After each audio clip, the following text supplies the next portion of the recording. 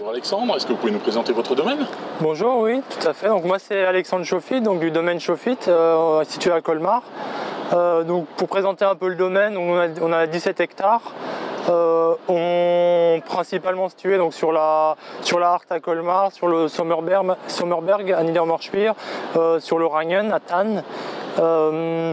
Nous on pratique plutôt des petits rendements de manière générale.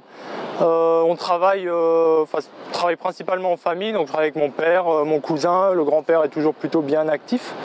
Voilà pour la petite présentation, on fait 80 000 bouteilles par an, on a un ordre de grandeur. D'accord. Je crois savoir qu'on est sur un terroir un tout petit peu particulier pour l'Alsace. Oui, tout à fait. Là on est sur le Rangen, donc à Thann. Donc c'est un terroir, effectivement, c'est le terroir le plus au sud d'Alsace, Grand Cru le plus au sud d'Alsace. C'est effectivement la grande particularité de ce terroir, c'est le volcanisme. Donc le volcanisme, effectivement, qui donne donc des notes assez particulières au vin, pour en reparler plus tard. Donc bien sûr la pente, qui est aussi assez forte, hein. On est sur une pente 90%, donc on est presque à 45 degrés d'inclinaison. On peut le voir pratiquement partout ici. L'orientation aussi, hein, là vraiment, ça tape vraiment plutôt fort, hein. On est à orientation plein sud, à 100% sur l'ensemble du coteau. Donc effectivement, donc en plus avec le sol, ces pierres volcaniques très sombres qui induisent un réchauffement assez particulier.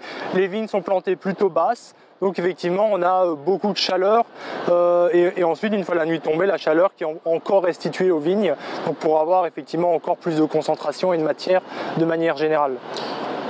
Est-ce que ce terroir a une incidence particulière sur la vigne par rapport aux autres terroirs ou c'est pareil? Non, bien sûr, enfin, de toute façon tous les terroirs impriment leur marque sur les vins. Nous on a ici du Riesling, du Pinot Gris principalement, un peu de Gewürztraminer, un tout petit peu de Muscat également.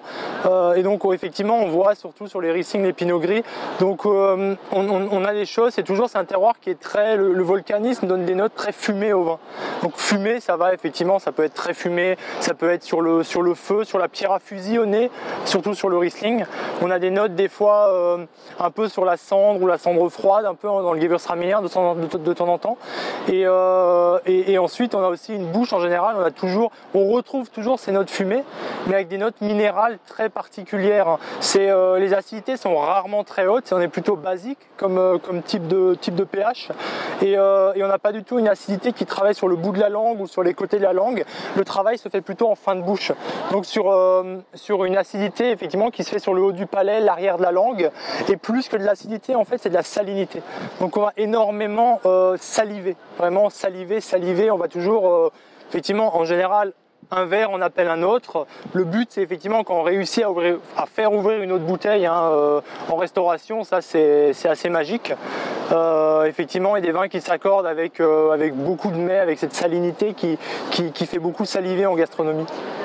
Et donc pour vous, ce millésime 2017, en termes de rendement, c'est pareil qu'un autre finalement? Oui, c'est un millésime assez classique en termes de rendement. Bon, nous sur l'ensemble de l'exploitation, comme je disais avant, on a des rendements plutôt limités, hein. On est à 50 hecto-hectares de moyenne sur l'ensemble de nos lieux-dits et grands crus. Enfin lieux-dits. En grand cru, là sur le Rangen, on est plutôt en dessous de 40.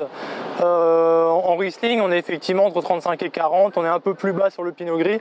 Bon, les Gewürz, j'en parle pas, là c'est un peu plus dramatique pour effectivement d'autres domaines pourraient trouver ça dramatique, hein, mais effectivement si on recherche cette concentration pas nécessairement de sucre, même si souvent dans les Pinot Gris on a beaucoup de richesse de rondeur, mais c'est toujours très fin et très ciselé même quand c'est assez riche, mais effectivement on a beaucoup de concentration, des maturités poussées, mais des maturités aussi sur cette salinité, hein, qu'on a beaucoup, dont je parlais avant.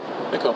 Dernière question, donc là on est sur le Rangen, c'est un vin sur le millésime 2017 qu'on pourra déguster à partir de quand chez vous? Le Rangen demande en général entre 3 et 5 ans pour commencer à s'exprimer, hein. Ces notes vraiment fumées, tourbées dont je parlais avant, pierre à fusil, enfin on les a un tout petit peu effectivement sur la jeunesse, mais ça commence vraiment à apparaître entre 3 et 5 ans et c'est des vins qui atteignent leur apogée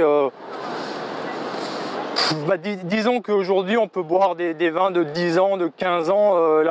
Moi j'ai beaucoup de clients qui aiment bien acheter les derniers millésimes, mais qui ouvrent aujourd'hui, ils me demandent quand est-ce que 2015 sera disponible ou 2016. Mais tout en me disant, j'ai ouvert des 2007, j'ouvre des 2008 et aujourd'hui ils sont extraordinaires. Et c'est des vins effectivement 10 ans, 15 ans, ça leur fait absolument pas peur. Donc pour 2017, il faut attendre 3 à 5 ans, mais heureusement, on peut venir chez vous pour en déguster d'autres. Tout à fait, bien sûr, oui. Ok, merci. Au revoir.